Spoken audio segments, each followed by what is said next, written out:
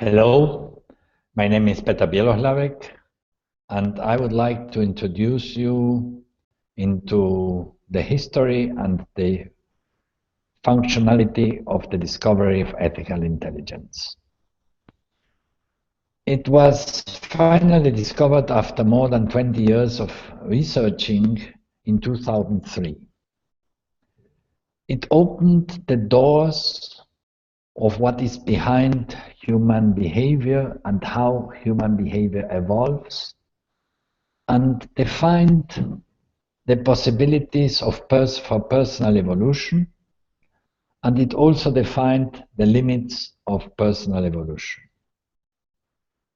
Ethical intelligence is the intelligence that regulates all the intelligences humans use. It is part of the onto-intelligence, is the central part of the onto-intelligence, integrated by ethical intelligence, the logical type of thinking, and strategic intelligence. It is one of the three major discoveries that allowed developing the logical approach to businesses. And from that point of view, I will be presenting it. The three legs that sustain the logical approach to businesses are the discovery of the ontogenetic intelligence of nature, meaning the intelligence that underlies nature, the discovery of the double dialectical logic, and the discovery of ethical intelligence, provided the columns that sustain the building of the logical approach to businesses, which allows dealing with the complex aspects of business, with businesses as complex adaptive systems in a logical way, using the empirical approaches to sustain the systemic and operational activities within businesses. Ethical intelligence has concrete functions which deal with the generation of added value, which deal with the influence individuals can exert in an environment, meaning their strategic capacity, the way individuals manage time, the strategic planning capacity, focusing, and basically ethical intelligence defines the true intentions of individuals. If I know which is the ethical intelligence that rules the action in some specific field of an individual, I will understand and know the true intentions he has or she has. The same way that as conceptual thinking defines the attitudes of individuals, ethical intelligence defines the intentions. In business, it is very important to know which ethical intelligence is needed to develop which type of business. That's why I will begin by defining which are the different levels of ethical intelligence in order to understand their application in the world of business. The most basic ethical intelligence is the survivor's ethic that sustains the possibility of survival of individuals. The second level is the earned value ethic that allows beginning to add value to the environment, considering but that this true intention is to add the minimum value necessary to earn the maximum value. The third level of ethics is the added value ethics, which sustains the capacity of generating additional added value in an environment, which requires having the necessary knowledge to overcome the previous situation in order to add a superior value. Then the foundation ethics is the one that allows developing knowledge, that allows dealing with knowledge businesses, and that allows dealing and apprehending the concepts that are behind a knowledge. And finally, the conceptual ethics is the one that allows dealing with reflection and allows apprehending the true complexity of complex adaptive systems. If we talk in terms of application, in business, we can say that survivor's ethics is necessary for marginal businesses. Small marginal businesses all over the world are ruled with survival ethics. If you don't have the survival ethic and you are in a marginal business, you're dead, because it's a question of smartness, it's a question of cleverness, and all that the survival ethic rules in order to obtain the results. The earned value ethics is the natural ethics in commodities and functional products and services. And the level of ethic of a business defines the level of ethics of the people who participate in the business. It doesn't define it, but it naturally selects the people according to the ethic. If you have a superior ethic than the one that is needed for the business, you will be spending a lot of energy with no additional results because of that superior ethics. If you have a lower ethics, you cannot understand the business. People who are below the level of ethics that is needed to understand a business cannot deal with it because they can grasp what is happening. The added value ethics is for differentiated products and services. They need the added value ethics in order to see the difference between what they are providing and the benchmarks that are available in the market. Foundations ethics is the basic ethic for knowledge businesses. Universities, high-tech companies, etc., all those where the business is done based on having a superior level of knowledge to produce better results require foundations ethics. And conceptual ethics is basically necessary in the research business. You cannot research without having the concept, and to have the concept you need to be able to reflect with the experiences you do in the field in order to learn from them and apprehend what is behind an object you are researching. I would like to start by explaining basically, very simply, how the survivor's ethic works. The purpose of survivor's ethic is to survive. Imagine someone in the sea who is swimming and needs to survive. That individual needs to have a survivor's ethic. He needs to earn value to survive, and he needs to sustain all what can help him to survive. That's why holding and earning value are the drivers of survivor's ethics. When survivor's ethics stagnates, then it degrades into an ethic of stagnant survivors, which is an ethic to appropriate value from the environment, to transfer cost to the environment, by justifying their appropriation and the exertion of power. That means it is a lower level of ethics than the survivor's ethics that profits from the environment, transferring risks and costs. The paradox is that this survivor ethics is the ethics that is admired by survivors, because this stagnant survivor's ethic drives people to be extremely smart using their genetic intelligence and obtain values from the environment which are admired and envied by survivors. That's why they are the natural manipulative leaders of survivors. When we enter the world, the next step after survivors' ethics into the earned value ethics, the earned value ethics, the purpose of the earned value, the intention of the earned value ethics is to earn value, and this intelligence knows that to earn value, some added value has to be provided. But this added value is the minimum value necessary to earn the maximum value. That's why earned value ethics is a natural business a natural approach to businesses and for individuals who live from the environment but add value to the environment, which equilibrates in some way the relationship with the environment. The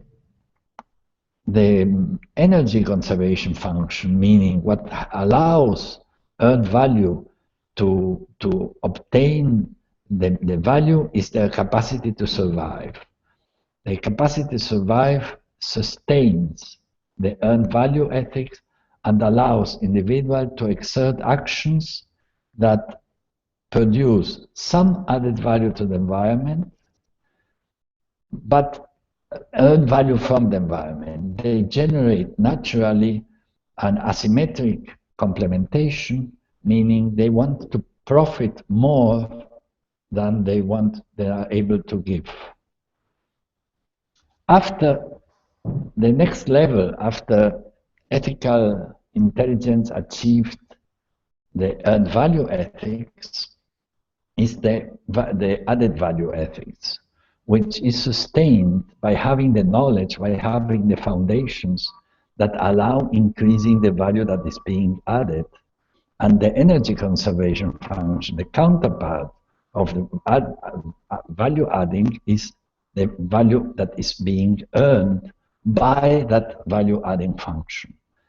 That means it is subordinated. Earning value is subordinating to the objective of adding value. And the intention of the one who deals with this level of ethics is to add value to an environment and learn to improve that added value. This is the basic condition to deal with differentiated activities and to improve processes. You cannot improve processes if you don't have the added value ethics, because process improvement, not repair, implies having more and more knowledge that goes beyond the knowledge that was existing before. The ethics of foundations is naturally the ethics of knowledge business. But knowledge business is not necessarily the equivalent to schools or to universities. It is equivalent to all those aspects of business where knowledge defines the differentiation of the value. Many high-tech companies, many medium-tech companies, many educational systems work at this level. But you have to consider that the businesses sometimes degrade to other levels. It is rarely that the business upgrade. It is extremely costly to upgrade the level of ethics of a business.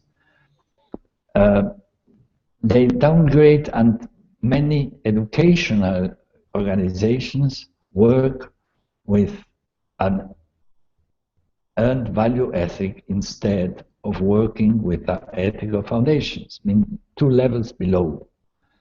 I don't want to enter in details because it is not productive, but you need to see the results of education, and then you will know if education is evolving, it is working at the level of ethical foundations.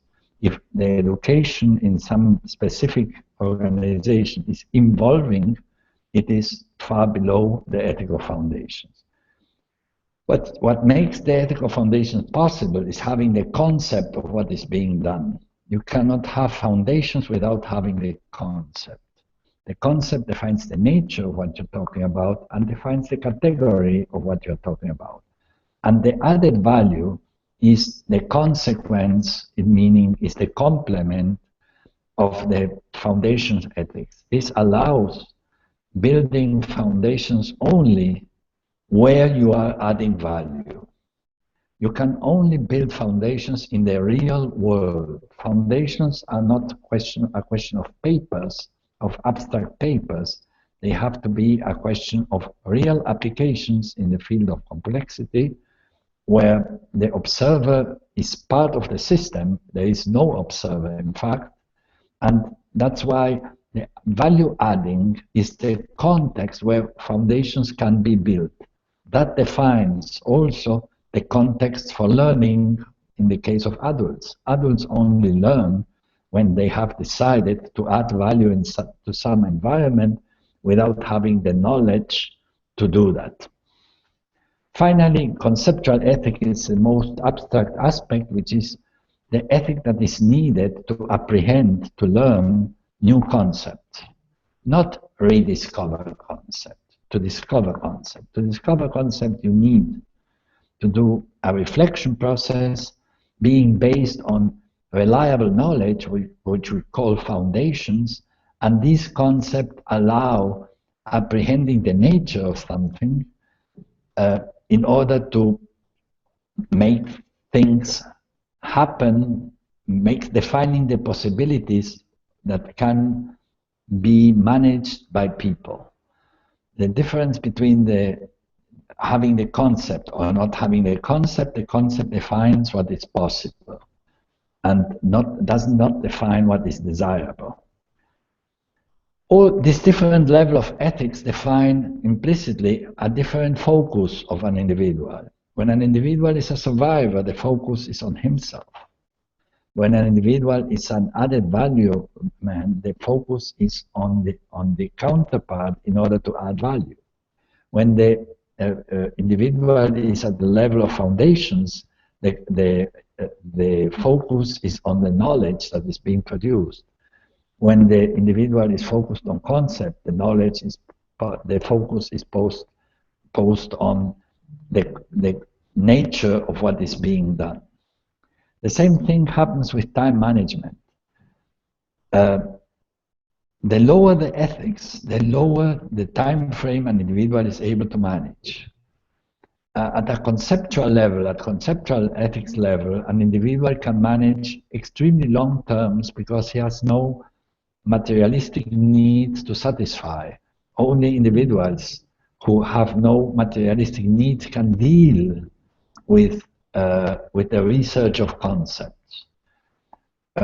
When an individual is a survivor ethic, he just understands the here and now, which is natural to him, meaning the future, which is a basic condition to be understood when you deal with strategy or when you deal with businesses, because businesses are always done in the future, requires having a superior ethics.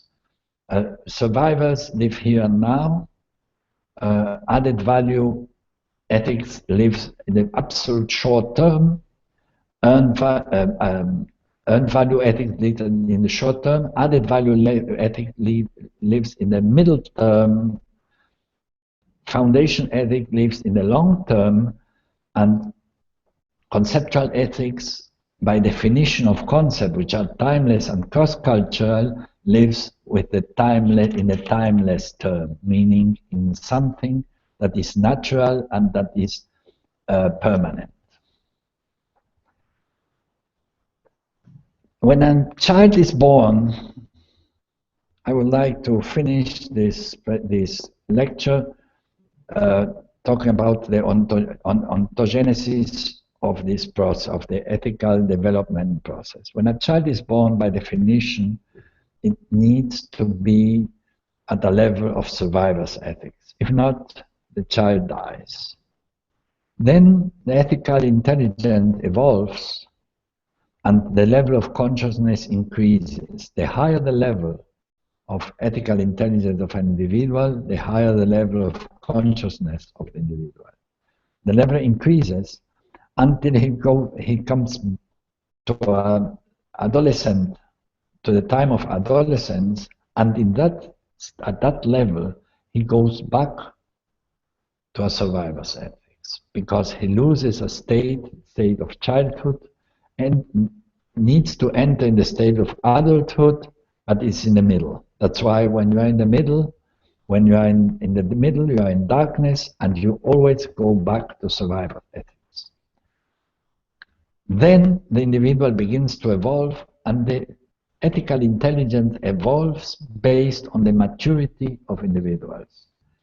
That's why we say every individual is responsible for his level of ethical intelligence, which is the one that defines his true intentions and enables to focus on things others might be able or not to focus, to develop strategies, to generate added value, and all that depends exclusively on the individual. A sort of paradox is that many environments foster ethical intelligence and many environments inhibit the evolution of ethical intelligence. You have to consider that when an individual has the concept of something, he's free. He knows what is possible, and he has the capacity to decide what to do. But to decide in a true term, meaning knowing what is possible and what he can achieve. That's why in the authoritarian and in the anarchic environment, conceptual thinking and ethical intelligence are inhibited. And in the democratic cultures, where the foundations are valuable and a person has the authority that is given by the foundation of what he is saying, in those environments, ethical intelligence is fostered. We would like to finish the presentation by explaining that the ethics of foundations is the driver of evolution of ethical intelligence. If a person, without any help, just alone, accepts that he only will do those actions where he has the foundations and justifications of what he is doing, that individual evolves through the experience of the results he obtains. Foundation ethic is a basic ethic that defines things in an understandable, reasonable, and provable way. When you understand things, are able to reason about them and on them, and can prove that they are that way, then you begin to expand the level of consciousness and simultaneously expand the level of ethical intelligence.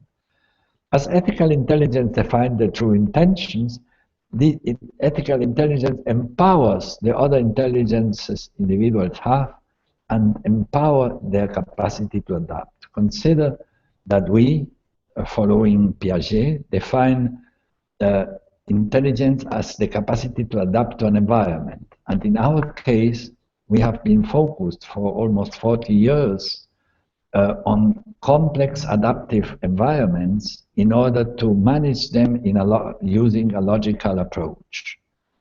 Ethical intelligence is therefore the core of the activity, of the consistency of the activity of an individual who should be working in an environment that is according to his ethical intelligence, and giving every individual the possibility of evolving his or her ethical intelligence by exercising the use of foundations and justifications when she or he decides. I would like to end by saying that in business, there are businesses that are done in a symmetric way or in an asymmetric way. Asymmetricity implies that individuals have a superior level than others in order to provide them a value others do not have. This asymmetry is given by a superior intelligence. And when the relationships are symmetric, it is because the people who participate in that relationship have an equivalent ethical level. That's why for you, for us, and for everyone, ethical intelligence is something that should be absolutely behind our actions, should never be discussed, but should be known in order to administrate what one can do and what one cannot do. Thank you.